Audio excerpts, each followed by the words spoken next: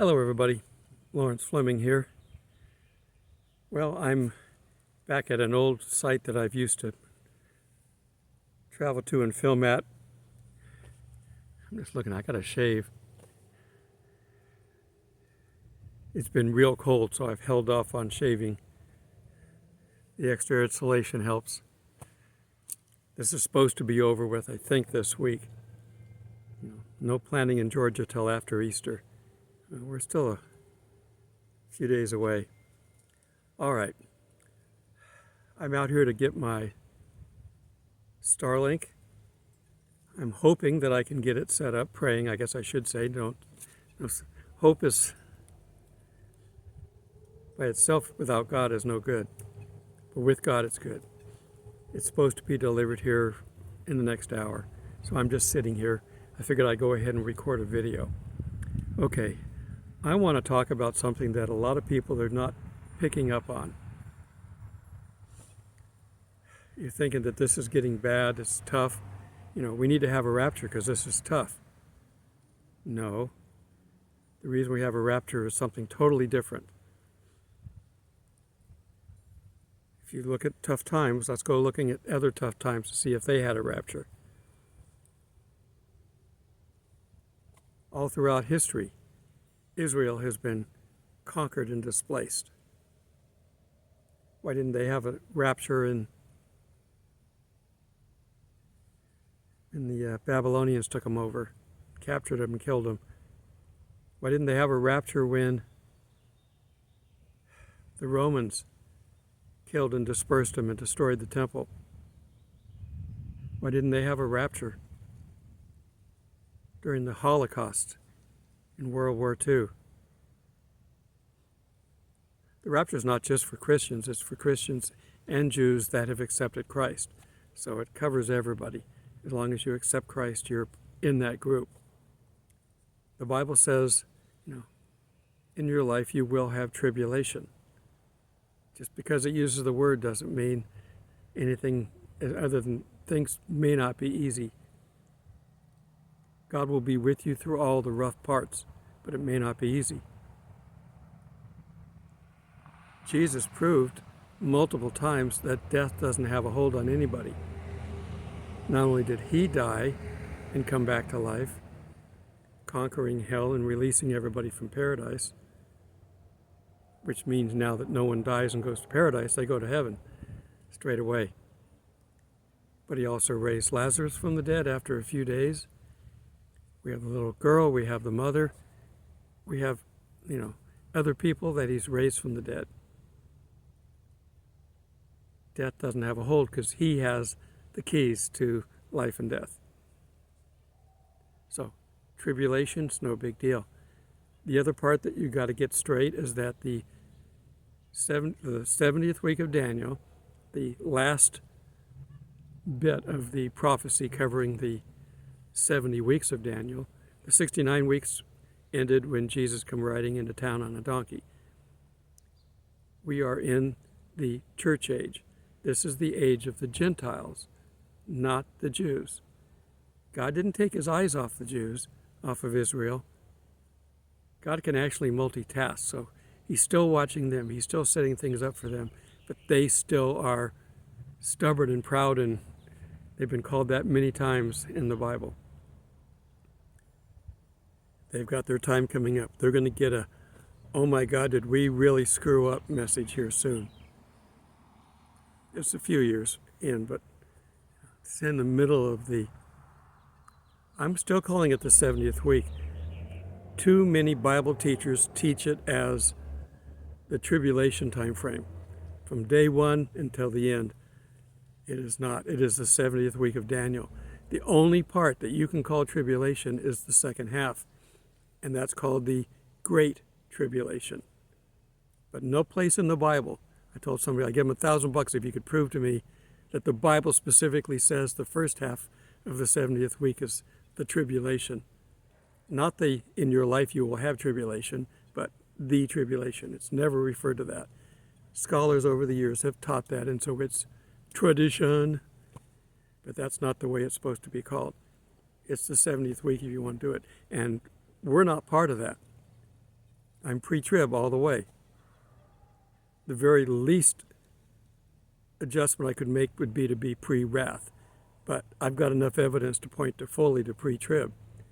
These post-trib people, I don't know who your God is, but my God would not make his bride go through the 70th week, and especially the second half, the wrath of God. And it also says we're not subject to wrath. But you guys have answers for all this. So when I get somebody who's got that brainwashing into you, I basically block them, because I try to argue with them and they've got an answer. They're as cultish as the Mormons, and they're cultish. If you're an ex-Mormon, you should know. If you've got to bring another book in to explain the Bible, then you're as bad as the Pharisees were in the first century. And Christ called them whitewashed tombs. Okay, so we don't have any guarantee about getting out here just because it's bad. The first century people, it was bad. They were crucifying Christians, killing them, feeding them to the lions. You think that's not bad enough? Peter was crucified upside down. That's how they were treating Christians. Do you think it can get any worse than that? We're not anywhere near that yet. And I don't even want to wait till it gets to that point. I want the rapture as soon as possible, just like you. But we're not, it's not bad enough yet. Don't pull back in your work. We've got work to do. Keep getting the message out.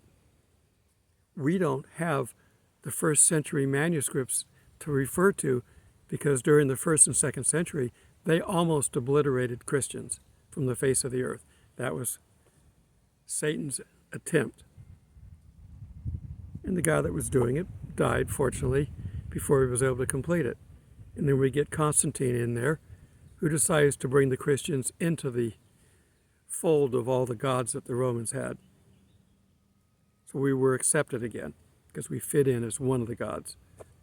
There were problems when they tried to say we were the only God, but at least it lasted for a little while, and it stopped the major persecution. The Thessalonians thought they missed the rapture because it was so bad. And Paul had to tell them, no, you didn't. It's still coming. So bad times do not equal rapture. There's only one thing that equals rapture, and that's in Revelation 12.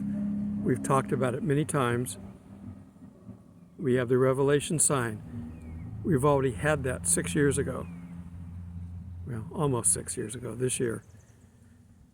We saw that. We know we're in the book of Revelation.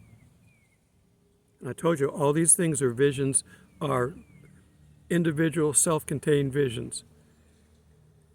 There's so many good teachers out there who are still teaching the old way. You get the seals first, and then when the seals are done, then you get the trumpets. And then when the trumpets are done, you get the bowls. They're overlapping. Not directly, but they overlap. The seals are about halfway through, and then the trumpets start happening. It's overlapping. Then you have the abomination of desolation. Then you have the bowl judgments. It's not all linear. That's Greek. We're reading from somebody who's teaching us in Hebrew, essentially, or prophetic. But the key is coming up. After you read about the Revelation sign, what's next? And another sign, the great dragon. Who's the great dragon? Well, that's Satan, obviously. And he's looking down at earth, and he sees an opportunity. He's had all this time, all these thousands of years, couple thousand years, and he hasn't done anything. He sees an opportunity. He's going to go after that baby that's going to be born. He's going to take a third of his angels and come to earth for the purpose of killing us. That's the reason for the rapture. Satan's coming down here with all of his people, hell-bent on destroying anything left of the Christian church, anything left of Christians, everybody. I think he has it planned that even if you say you're a Christian, he's going to try to kill you. It doesn't matter. I'm seeing trucks go by, and I'm looking to see if it's mine. It's not yet. It's coming FedEx, so it should be here shortly. So that's why we're being raptured. We're not being raptured because it's tough.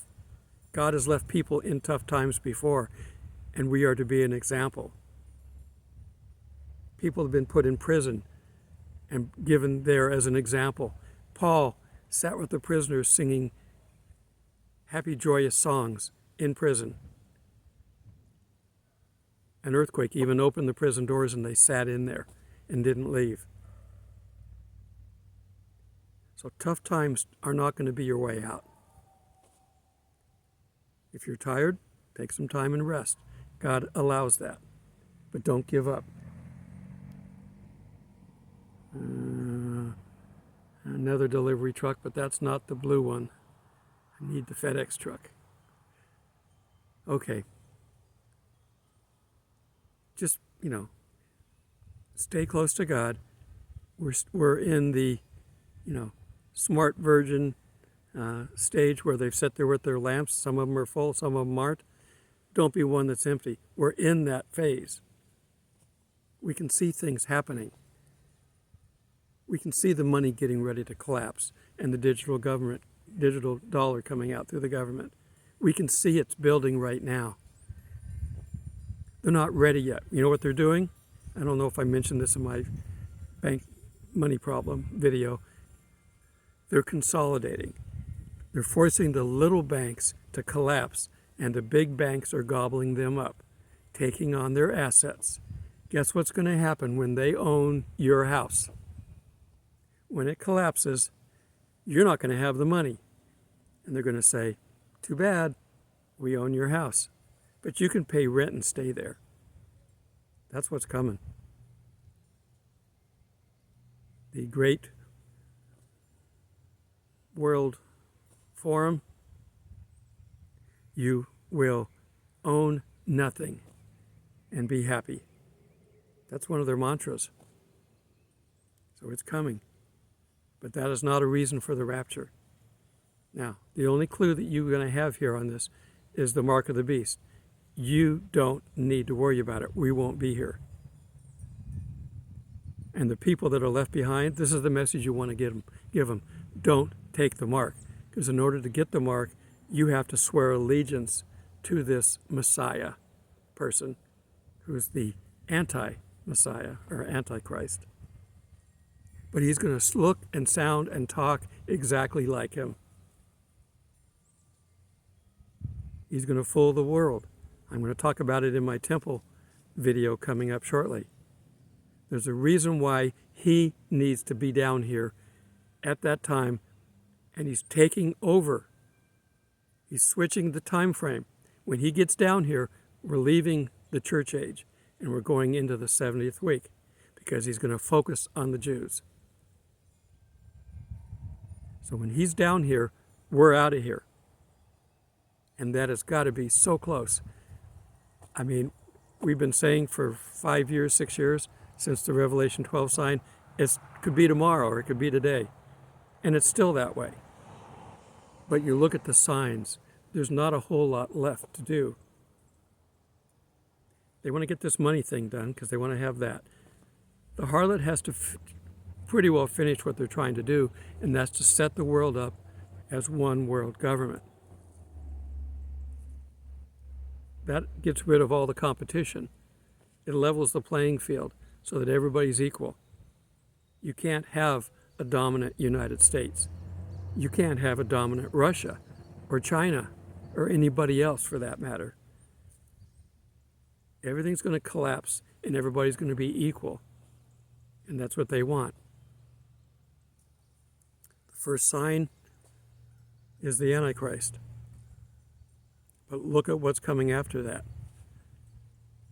The second horse, with scales and your food costing a day's wage for a loaf of bread. That's the second thing coming. That's going to be part of this collapse. We're going to see some more stuff in there. And eventually, the Antichrist is going to come in with some solutions to all this. I'll fix it. I'll tell you how to do it. He's going to negotiate and get world peace and everybody helping everybody else back to, to a normal, quote, life on earth. It's an illusion. It's fake, but it's going to promote him to the big head honcho on earth. We finally got Messiah back on earth. We finally have God coming down here to help us. Yeah. Just don't turn your back on him. And if you're a Christian, you might have to stand up to him. You won't be a Christian prior to him because we're all leaving on a rapture. But if you accept Christ after we're gone, the harlot initially and the Antichrist eventually won't like you being a Christian. So there may be a price to pay, but the price to pay is your life eternally. Accept it. Accept it now and it'll go a lot easier on you. This is your medicine for your life of sinfulness. Take the medicine and then you're cured. It's very simple. Open wide, take the spoonful of good tasting syrup. All right. Speaking of taking the medicine, my son said that he's got a sore throat and laryngitis. A couple of you have talked about that too on the chat, so I guess there's stuff going around again. So pray for him. Don't want to get him sick before he comes home. He's supposed to be coming back on the 28th. He's in a third world country in Peru, so hopefully there's no problem. You know, they're liable to mess things up. Our country messed things up the last time because they had such tight COVID restrictions that we spent extra money to get him back. But that's over now, hopefully. So watch for this. God will take care of us, but don't look to tough times as our escape. Satan's going to come after you and me to kill us. And that's when we're going to get harpazoed, raptured, if you look in the Latin Bible. All right. Be safe. Stay close to God at all times. Don't forget to leave home with, don't leave home without it. I'm talking about the American Express card. Don't leave home without God. He's got more money than American Express. Till we meet in the clouds, God bless.